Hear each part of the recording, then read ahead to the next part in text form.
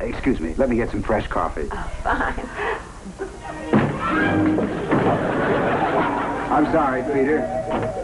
The mothers are being very cooperative. They've offered to come back tomorrow to continue our discussion. Looks like we have club again.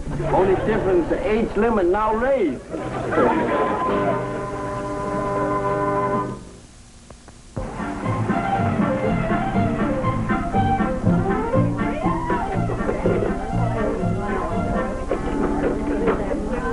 How are you? Oh, yeah, he's so grown up. Exactly like I know.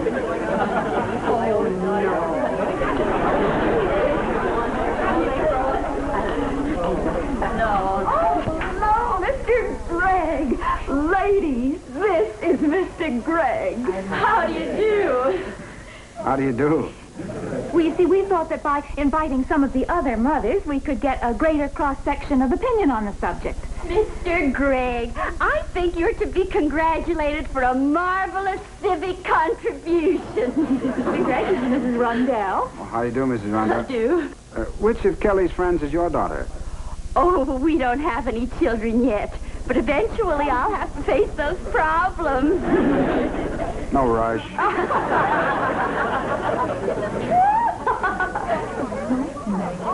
Maybe I will tomorrow. Business so good, I put on extra help. Fine. How about a bongo quartet? Oh, Mr. Gregg, I've been giving some thought to the theory you expounded yesterday, and I agree. There might be too much tension in the modern home which reflects on the children. Absolutely true. Yes, I agree. Excuse me, please.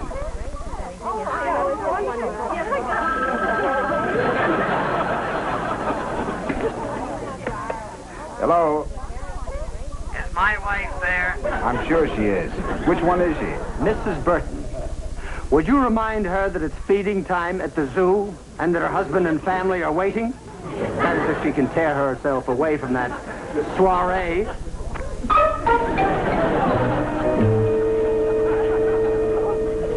You certainly made enough of a row tonight when I got home. May I take you in and introduce you to the children? Goodness, you'd think I'd been gone a week.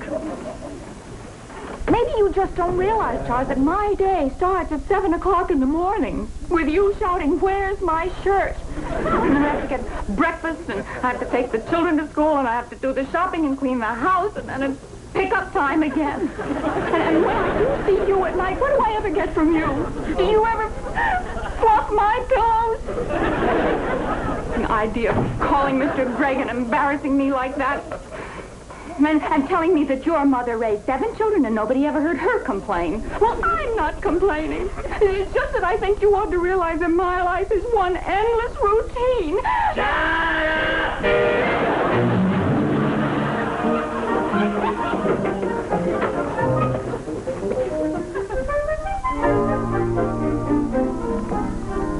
Hi, honey. Club closed for alterations again? Hi, Uncle Bentley. I don't care if I never see those girls again. Hey.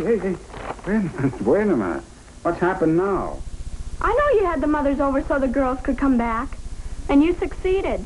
The mothers liked you. This is success. What's happened to the mothers? The fathers.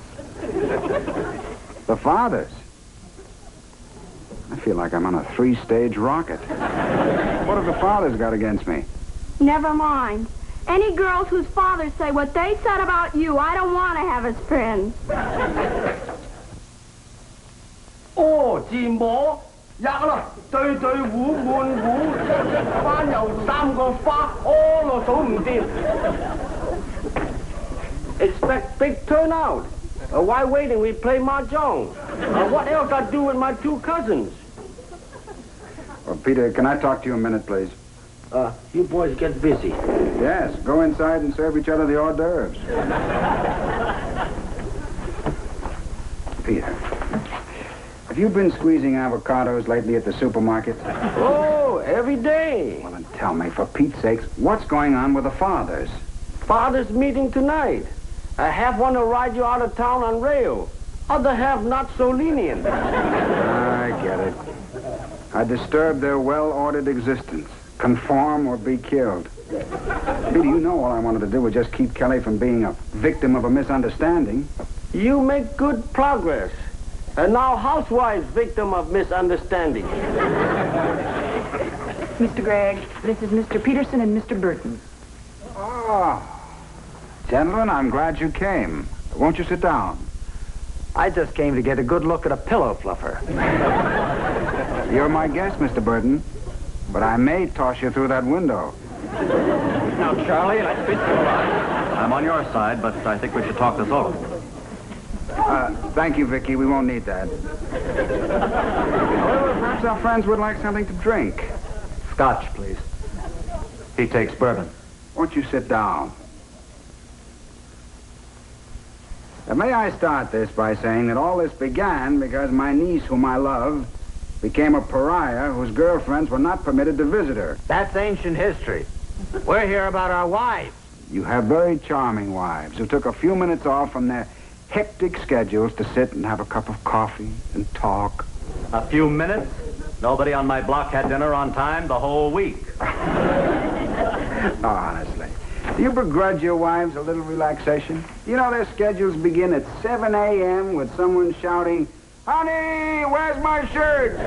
You know that our schedules begin with someone shouting, "Honey, get it yourself"? Listening to too many soap operas, the suffering, neglected housewife. Now, how about the suffering American male? You read statistics. Who dies first? This guy's a bachelor. He doesn't understand real war. Now, wait a minute. Just where do you fellas get your ideas about bachelors, huh? I'm as hard-working as you are. What do you think? You think we have beautiful girls that barge in here in the middle of the day? Excuse me, Mr. Gregg. Miss Landers. I just wish to see him a minute, Vicky. Darling.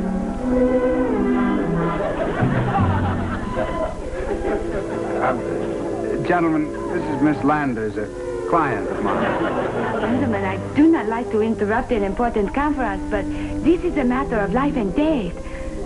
Darling, how do you like my dress? Very, very nice. In the matter of that contractual dispute, Miss Landers, I think I'll have it settled in just a couple of days. But Bentley, that was settled 2 weeks ago. Oh, what? Oh, sweet Bentley. Always worrying about his business. Well, I didn't mean to interrupt. Goodbye.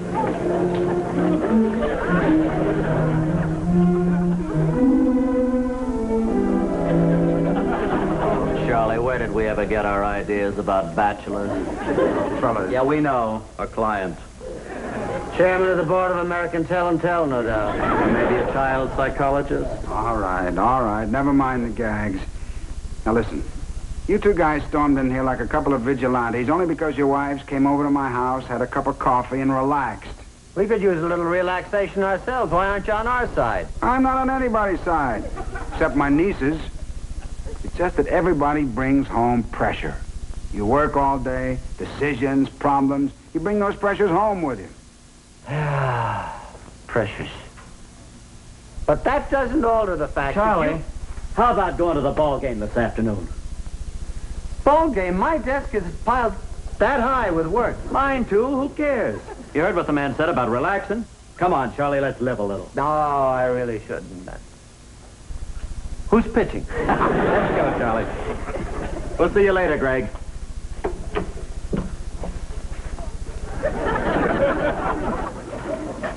Do you think you accomplished anything, Mr. Gregg? I don't know, Vicky. Let you know after the ball game.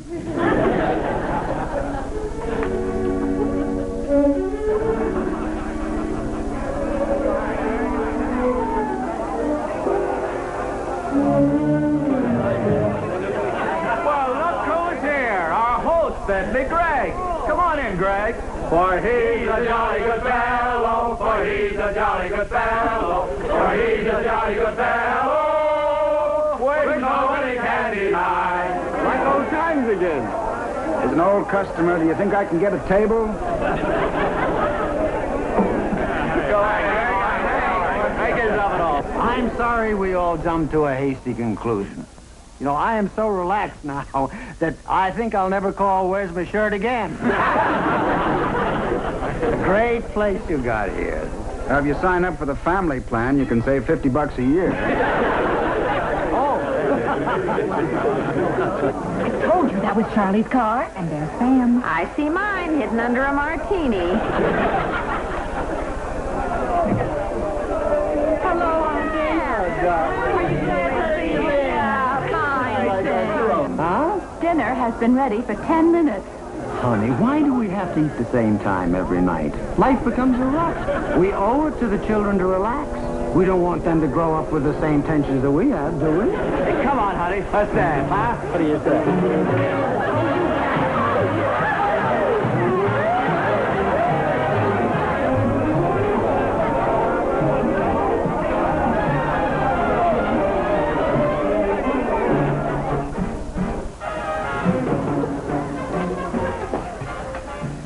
Hi, Uncle Bentley. Don't give me that look of childish innocence. I think I know who's responsible for that senior prom out there. I knew Mr. Markham and Mr. Burton were at your office this afternoon. I thought by inviting some of the fathers over, they could see for themselves how wonderful you are and how nice a home I live in. Parents certainly are lucky to have children they can come home to with their problems. Now to order yours.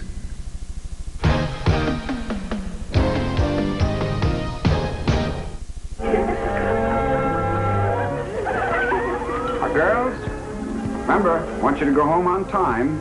And those of you who are staying, I want you to be in bed by 9:30.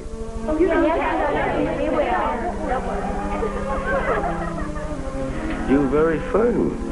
Now, Peter, I think the other parents learned that perhaps rigidity is not the answer to discipline. And I learned that maybe I was a little too lax.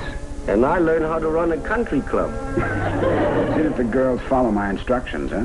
Okay, as soon as you leave, I call my 2 cousins. To play mahjong? No, you make the rules here now. Take 3 strong men to enforce them.